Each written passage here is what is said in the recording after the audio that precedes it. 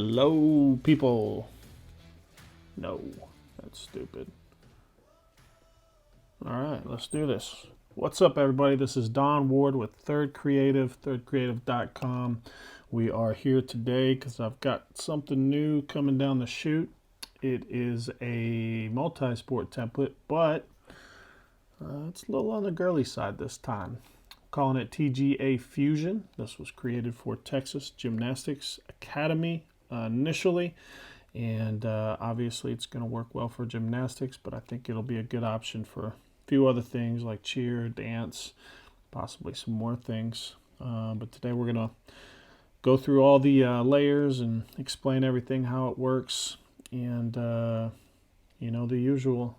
So before we get started, again, it's going to be a 5-file bundle, and we're going to have a 8x24 panoramic.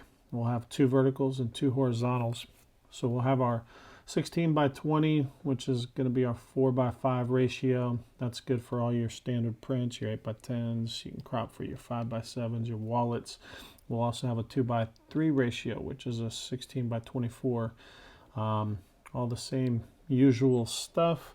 I'm pretty excited about this one because it's got a lot of options built in, so you're really not limited.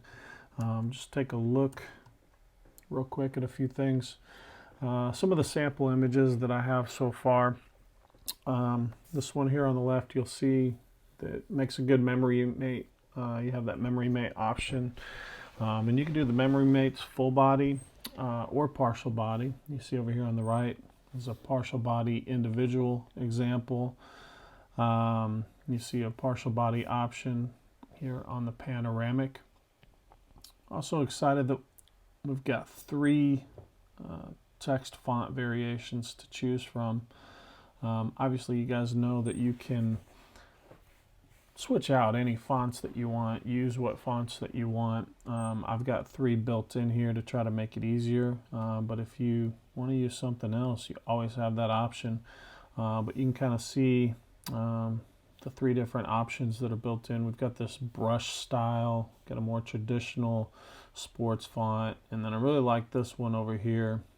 Thought it was pretty cool. Also have 3 different floor options or surface options. I guess so you see the star option here. You can do it with or without these lights that are built in here.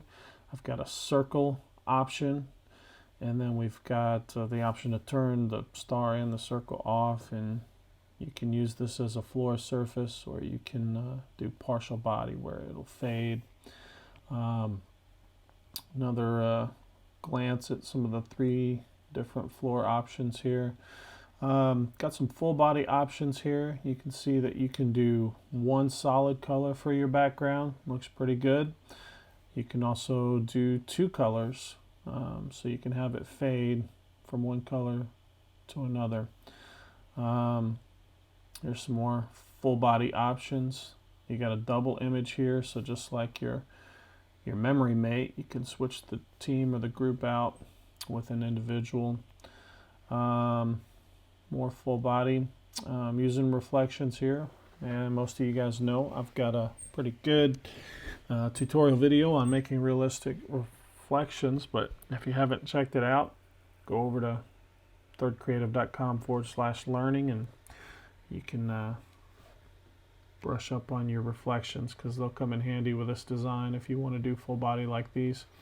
I've got some more partial body samples here just to give you some ideas on the different variations, and then I've got just a couple extra color variation samples. These are using 2 different colors, so you can do solid or 2.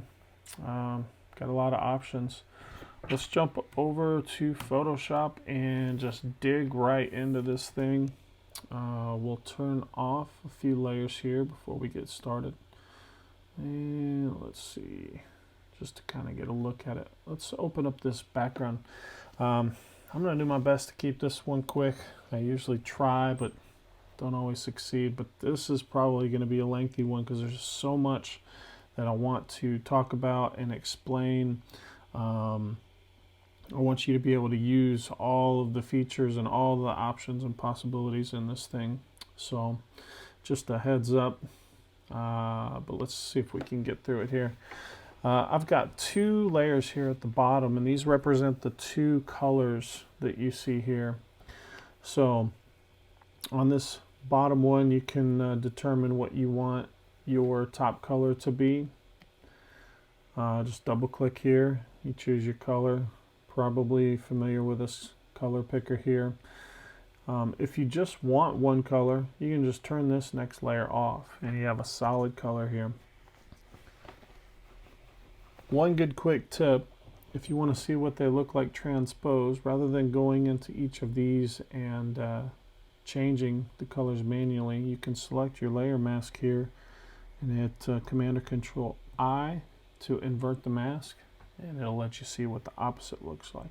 Same thing to switch it back. I'm on a Mac, so I'm using Command I for invert. You can also use a gradient tool.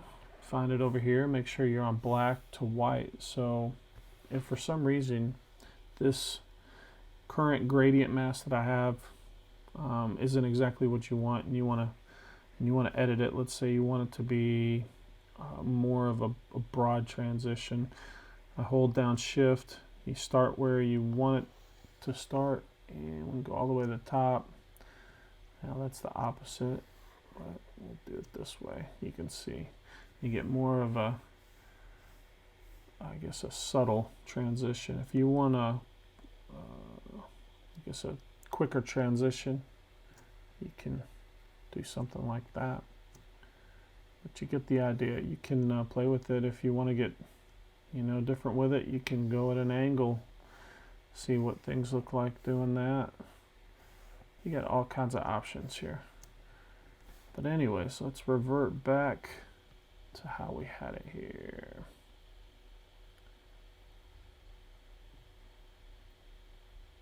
There we go. So that's how you control the color background. This next folder here, entitled Vignette Adjustment Layers, this one's pretty important because when you change the colors, sometimes these vignettes may be too harsh, or you may want to adjust them. So you can go in and turn some off, see what they look like. If you want something a lot softer, you can turn them all off. You can just turn on certain ones, and you can also go in and adjust them. This top one here is probably the main one that makes all these dark corners and edges darker. So if the effect is too much, we can double click here. We can use the slider, this exposure slider, to decrease it. You probably wouldn't want to go on the opposite end, but if you want it to be lighter on the edge, you can. But you get the idea. So you're not stuck with the defaults here. But if it doesn't quite look right, if it's too dark around the edges, or you want to play with these things, you can come in here and do that. This next layer here is a top light source. It's set to soft light, so it's pretty subtle, but you can see if I turn it off here at the top, turn it back on, just kind of a beam of light that'll come down on your subject. This next folder is twinkles, and I've just got them numbered here. But if we turn off these ones above it, maybe go ahead and turn off a few layers here. You can kind of see what they are. You can duplicate these if you want more. You can move them around. You can resize them if you're ambitious enough to want to do that. This next one we'll turn it on is a series of powder layers.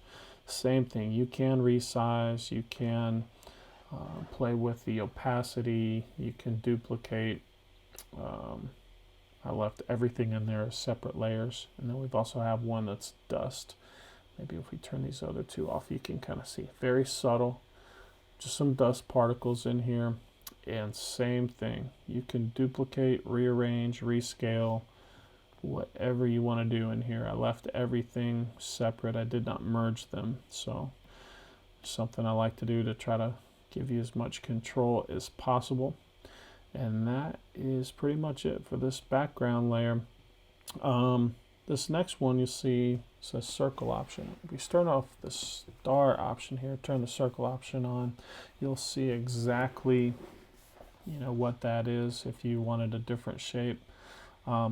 Everything is set up exactly the same for this circle option as it is for this star option. So I'm just going to open this star option and explain the layers. And just remember, if you're working with a circle, it's the same concept. So we'll start at this bottom layer here. This is the shape. So you can see, you can turn it on, turn it off. If you want to change the color inside the star, you will double click this color overlay and click here on this color square, and you'll get your color picker, and you can adjust your color there. You can back out and double click stroke, or you could just go from color overlay up to stroke. Stroke, you can change the color by clicking on this box and select whatever color it is that you want. You can also turn the stroke off. So let's say you don't want the stroke outline. You can turn it off, or you can increase it. That doesn't really look too good. You can make it smaller. It's set to inside. You could put it on center. You could put it on outside and get the look that you want. For the floor lights, they're all separate in here. So there may be, this is pretty important, there may be times where you want some of these floor lights to be in front of a subject image. Say for example you have a subject, if you can see my cursor here, if their foot is right here just behind / above this light, but because the subject image folder is up here, this light would be behind it. So after you build your team or drop your team in here, you may need to come in and identify which lights need to be in front of your subjects. And so you can do them one by one, or you can hold down Command and just select all of the ones that need to be in front of your subject. And in that case, you would want to drag them up and place them above this lower subject folder. I hope that makes sense, but this is something that I ran into when I was building sample team images. Depending on where your feet placement is, you may want some to appear behind, and you may want some to appear in front of any feet.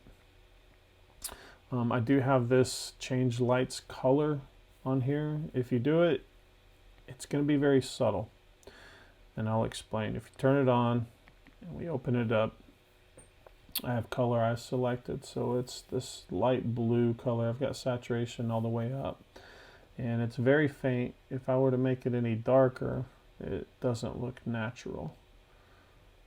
So we leave it very faint, and if you have an orange background, you can give it an orange tint, or a yellow, or a green. You can play with the lightness and darkness. So just another option. Otherwise, just standard white looks pretty good. And that's pretty much it for the star and the circle floor options. Of course, you can turn them both off and use this as just a plain floor surface, or if you want to do partial body, you have that option as well, which we'll explain that here shortly. We've got another layer here called lower floor light, and this is set to soft light. It's just a kind of a highlight, you'll see. So if you imagine this top light source is kind of beaming straight down, this is where the light source would be hitting the floor. So that's what that's all about. Let's see, next we have our rectangle pattern. So that's this back design here. Gives it that cool neon, maybe 80s kind of feel. But if we open that up, we can see how this is set up. You probably wouldn't want to mess around with these folders in here too much. I didn't merge them all. I left them all separate. we've got our center, we've got the larger of the two rectangles you can see, and it just works our way down. So they're both in these folders. We'll close that up. If you want to change the color, you will use this color picker here, and you can go all over the place. Typically darker colors don't look right because there's a glow on here and you're affecting the color of the shape of the bars, and you're affecting the color of the glow. So we typically want to keep it a lighter color. And we also have here some streaks. So you'll see these light streaks. They're very subtle, and they're all in here separate, but you can control the color here as well. And this one is set, I believe, to overlay, so you can go dark and it won't look drastic, but the lighter you get, the more prominent they'll look. And you can play around with the color that you want it to have. Pretty straightforward. I did put a layer mask on here with a gradient, so if I hold down Shift, click there, you can see what it'll look like. You can turn off that mask if you don't want it to fade. We'll hold down Shift and click on it again. And of course, if you use your gradient tool, black to white, you can always adjust however you want. Let's see, this next folder is upper text layers. Only one layer in here. It's really simple. This is Arial black font. That should probably come standard on anyone's computer, but there is a link on your PDF file if you need it. It's got a drop shadow, so you can turn that off if you don't want to use it. Typically the drop shadow helps if you have light on light. So if you have a lighter color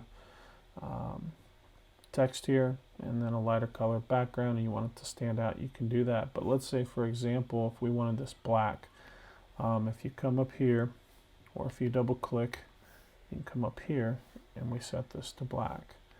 In this case, we don't really need that drop shadow. It makes it look blurry on the bottom, so we can get rid of it. But if you want to change the color, again, up here I use the character panel, or if you double click here, real simple stuff. You can change the color. Let's see. Let's just go ahead and do it. There we go. So you get the idea. Let's go back to what we had. White. That's it for that folder there. Upper subject. So we'll turn this on. I think this is a good pose for a memory mate. If you have arms extended out real far, just keep in mind that they'll either run off or you'll have to make them much smaller. So I chose to use a pose here where their arms are not sticking out real far. But you just drop your subject image in here, size them accordingly, and with this layer mask you can adjust the fade. Let's turn off this here. Just keep in mind that you might need to adjust it a little bit because some of these bars will start to show through depending on your mask. In this case, with the text layers over it, it looks fine to me. But if you need to adjust it, again, just use your gradient tool, black to white, and you can adjust that if you need to. Let's see what's next. We've got our middle text layers. Let's look at that. So I went ahead and included, like I usually do, a lot of flares, and it says reposition because that's important. You're going to change the text here, and these are not going to line up right. It's going to look funny. So please take the time and line them up, and I'll kind of show you what I'm talking about here shortly. This first text layer here is upper team name. So up here where it says Texas, that's what that's referring to. Has a drop shadow, and if you want to change the color, you just double click in here and use this color picker. Good good time to talk about the width between your characters. If you have something, you know, just really long and it starts to run off, you can change obviously the size of your text, but you can also reduce the width here.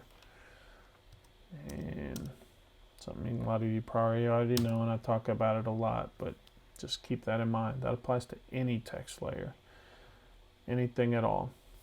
And it helps make everything just fit just right. If you use a combination of your font size and the width in between, you can tweak it just right. This next layer, here's where you have your 3 built-in text / font options that I was talking about earlier. This first one, let's look at it. Let's zoom in a little bit. We'll be able to see it a little better. Okay, so I have this set up with to get this look. I have 2 strokes, a gradient overlay, an outer glow, and a drop shadow. So let's turn everything off and break this down. So this is what it looks like without any effects, and you can use it like this. In fact, I did one where as long as you have enough contrast between the background and your text here, it looks pretty good, but this doesn't stand out. So a way that we can make it stand out is this drop shadow. And if you're not already aware, you can play with this drop shadow. You can increase or decrease opacity, distance, size. Let's cancel because that looks terrible. You can even change the color. So maybe you want it to be more of a blue, like the background that it's up against. You can do a lot. Let's get out of there. Next we have our outer glow, and this is set to white. You can change it here if you want to put a little bit of a tint to it. You can even change the blend modes. You can change the size. The next thing, let's see, with that on, that's what that looks like. Next thing, the color of the inner font itself is controlled by a gradient. So if you don't want a gradient where it gets darker to lighter, you can just turn that off and control it normally. But if you do, which I think it looks better, we'll double click here. There's all kinds of videos on YouTube on how to use gradients, but if you double click in here, you can control the 2 colors. On the left, you'll pick a darker color typically, a bolder, darker color. And on your right, you'll pick a lighter color, like I have here. And you pick whatever you want. This is set to 90 degrees. That way it's straight down, light to dark. You could make it angled or something like that, but in this case it just works best right here at 90.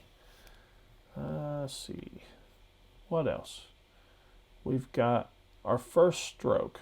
So this is a big, fat, wide white stroke. If you turn that on, this is a solid color. It's set to normal blend mode. You can change the color, of course. And if we turn on this next stroke as well, you'll see how we get this look. So I've added 2 strokes. I've made this white stroke much bigger, wider by size. It's set to outside, so it extends further than this stroke, this pink one. So you can play with the size. You can turn one off, you can turn the other off, use both, whatever looks good, but take the time to go in there and play with them. The next font option we have here, let's see, what was this one called? This one is called Tiger the Blug. Yeah, I probably shouldn't even attempted that. This one, wait, no, I had that backwards. That's what this one is. First one Bonzer, and I'm not going to attempt it. They're in there. This one is a little simpler. We'll strip everything down. That's what it's going to look like plain. You can change the color here, or double click. Drop shadow, you can play with that. We already talked about that. Same with the outer glow. And we are controlling the color with a gradient, even though it's very subtle. It's a lighter gray to an off-white to a white. We've added a stroke. The stroke is a solid color. And it's set to center. You can control the size if you want. Make it bigger, smaller. You can do outside, you can do inside, you can change the color. Maybe you want to get fancy and go with gradient. If you see that, you can switch to a gradient. I'm going to cancel all of that because none of that looked good. But showing you your options. And lastly, I added a bevel emboss. Very subtle, but just gives a little more depth, a little more dimension. Probably something you'll want to just leave it as it is. This third option, Rodamus, I have no idea. Anyways, that's the third brush style font that I have. This one's a little simpler. We just have an outer glow, which you can control here, and a gradient. And you can control here. You can turn the gradient off for a solid color if you want. The gradient looks much better, so it's my recommendation that you stick with that. But that's the three font options. And then we have this lower team name, just like the upper team name, set up exactly the same. But as I had mentioned before, I want to talk a little bit more about these flares. So let's turn on this. Maybe we'll do this one. Yeah, let's turn this one on. This is a good example. So now these aren't lining up. So I'm going to move them. I always like to drag this to a top left corner and then the bottom one to the top right corner. And then the ones in between, let's see, we can just kind of place and just always put them along the edges. So it's kind of like light is kind of coming out from behind it almost. Let's see, maybe right there in between. And we got one more to play, so let's put that one maybe right there. So I think that's very important that you replace them. Now sometimes the way that these are set up may not look ideal or best. And what I mean by that is that these are 100% opacity, they're white, and they're set to normal blend mode. So sometimes it looks better to go with a different blend mode or to lower the opacity. So I want to see, overlay is a good one. Soft light is much more subtle, but I think overlay sometimes is a good option. If I drag it over, you can kind of see what it does. Just puts a kind of a highlight on there. It's not so drastic. So I think I would apply that effect, that blend mode, to all of these for this particular example. However, if we put that back, actually, why don't we go all the way back to the normal look. How far do I have to go back? Pretty far, probably. Yeah, there we go. So they're lined up, and solid white normal blend mode looks good with this. I think it's mostly because it has this bright white edge on it that it looks good like that. There's not over contrast. All right. I think that's pretty much it for these middle text layers. Next we have lower subject, so let's turn that on. Pretty self-explanatory. I've just got a sample image in here. Again, I have a video on reflections. If you want to do full body, it'll help you out if you're not already familiar with it. But let's say for some reason you want to not do full body. Maybe because you don't want to do reflections and shadows and it's a little more work than you're wanting to do. You can do partial. If you select this lower subject folder here and add a mask, and there's a few ways you can do it. The easiest is to just get your gradient mask, and you'll have to use your imagination because I'm not going to put a different sample image in here, but you can kind of fade it out. So right around the knees or the feet, kind of have it fade out. Again, use your imagination on that. Another option, if we back up and get rid of all of that, is to use a soft brush. So you want your hardness at 0, and opacity, I don't know, you can experiment with this, but we'll just leave it around 50%.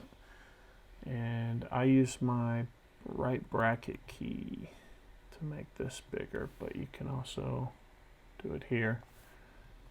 You can also, and if you have a powder brush or a fog brush or anything soft like that, the same thing. You can also just kind of paint out however it looks good, because if you use this gradient here, you just get a horizontally even effect. So if you want it to kind of wrap around them, you can get a little more custom that way. But you get the idea. So let's turn that off. All right, we're almost done with all of the layers. Bottom text layers, really simple. There's two things in here. We've got this text layer here. It's solid color. So again, double click. You can pick your color up here.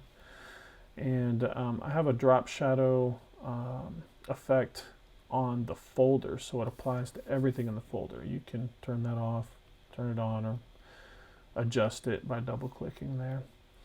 And then we have this star.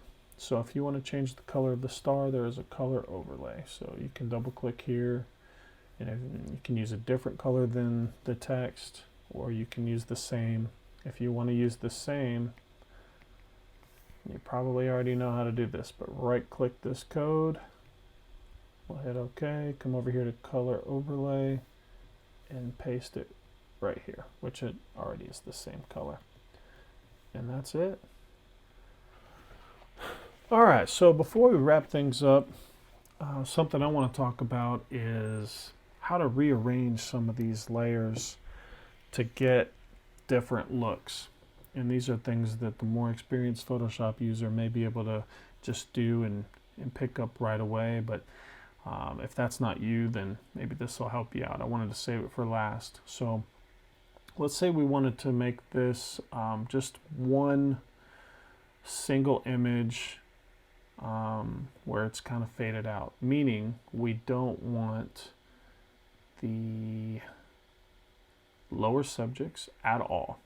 We want this subject to take up most of this area here and have this text down towards the bottom. So it's really simple. I'm gonna select these middle text layers and use our move tool.